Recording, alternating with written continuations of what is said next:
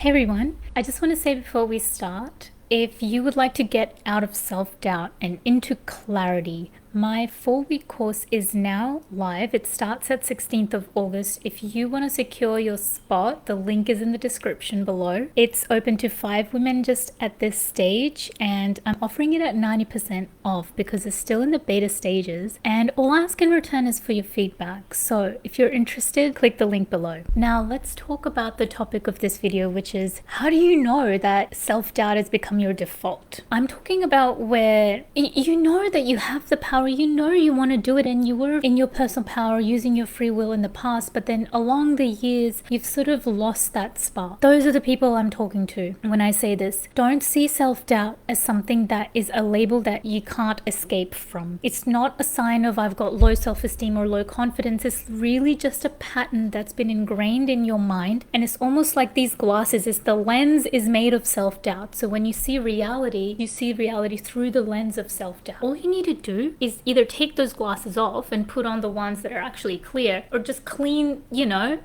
symbolically speaking. The first way to know that self-doubt has become your default is this. You start to seek validation from others before you act. So you have an idea, you want to take action on it. But before you do, you ask her opinion over there and his opinion over here. And I need to ask my mentor, and I need to ask my friend, and I want to know what they think. Do you think it's a good idea? What do you think? Yeah, that's a great idea. They're not using their internal compass. They already know internally they're excited about it, but they're not using their internal compass. And this is where self-doubt has become the pattern. You're operating through the lens of self-doubt when you do that. Now, don't get me wrong, external validation is something I believe has a place and a time and a context. I think as humans, as social creatures, we rely on each other for connection and sense of belonging and a community, and to stay connected and feel part of something big. And to do that, we need to have a trust relationships. And part of building trust is that external validation. But when that external validation is used to an extent where your own decisions are relying on other people's opinions, that's when self-doubt is the pattern that you're living your life through. The other way to know that self-doubt has become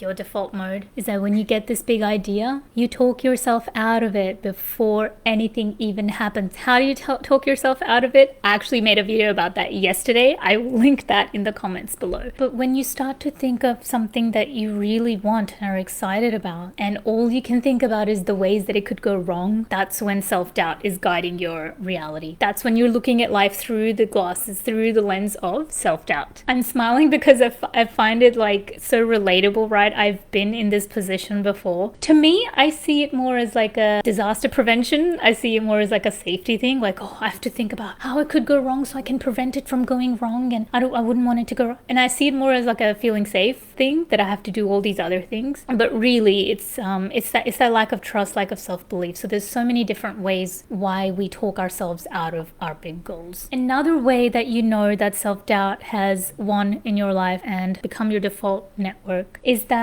you downplay your wins. I'll give you an example. This morning, I did a very short workout. I wanted to do a much longer workout, but to be honest, I didn't want to work out at all.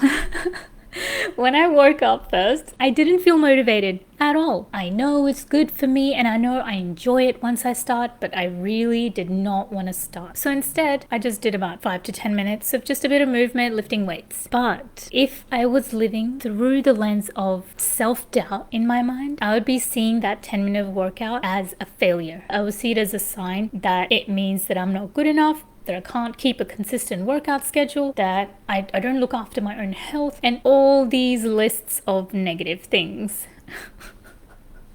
It's so silly, right? But when you start seeing it from a different perspective, not from a self-doubt, but from a self-belief, a self-assurance, you start to see, you know what? I could have done 0 minutes of workout and I did 10 minutes. So I consider that a win. And not only that, being consistent is actually a lot more important than how intense you are every single time. Some people, they work out once a week at like 100% intensity. And then other people, they work out maybe at like a 20% intensity, but they're working out every single day. Which one do you think is more sustainable? Because You might think, oh, you know what, I'll dedicate a day and I'll go hard out and I'll go full on 45 minutes workout. And then the next day you're like, oh, I hate working out. I'm so sore. I hate this. I can't move. And the rest of the time you're just trying to recover. Versus someone who's consistently been working out every day, but maybe at 20% intensity, let's say. And they generally, maybe they just feel a lot more mobile and flexible, and they don't have a pressure that they have to work out today. But because it's only like about 20% of their intensity, it doesn't seem like a huge task that they're dreading, and they don't need to take as much time to recover either. And what you've done is you've created a sustainable habit in your life where you can enjoy movement every day. And if one day you want to increase the intensity a little bit, yeah, you can, because you're already doing it every day, so you know how it affects you tomorrow. But when you do it just once a week at 100% intensity, you're just putting so much pressure on yourself, and then the next day you're just crashing. It's not sustainable. You can't do this up and down for too long without your nervous system learning like, I'm not safe, and that leads to further patterns that are unhealthy. I hope that you found this helpful today, and if you are interested in working on your inner talk, how you perceive the reality in your mind, because how we're reacting to life is not how reality is, but how we see reality. So if you're interested in improving the way that you see your reality, which is going to lead to better outcomes in your life, a lot more confidence in your life, a lot more self-esteem, and a lot more expression of your personal power and exercising your free will. If you want to feel that freedom and you want to feel that clarity, this 4-week course Before Doubt Wins is all about that. So if you've never worked on yourself with that, this is a great way to start, because it starts the process of discovery. And from the process of discovery, we go into real life mindset shifts. Every single session, we have homework that we hold each other accountable for as well. Leading up to finally, you'll walk away with a 6-month plan of your exact life that you want to do, and every single step that it takes to get there, and a way to hold yourself accountable as well. So this is a life-changing, transformative journey. So I am looking for only 5 courageous women at this stage. I'd love to hear from you. Click the link in the comment below to secure your spot, and I'll see you in the next one. Bye.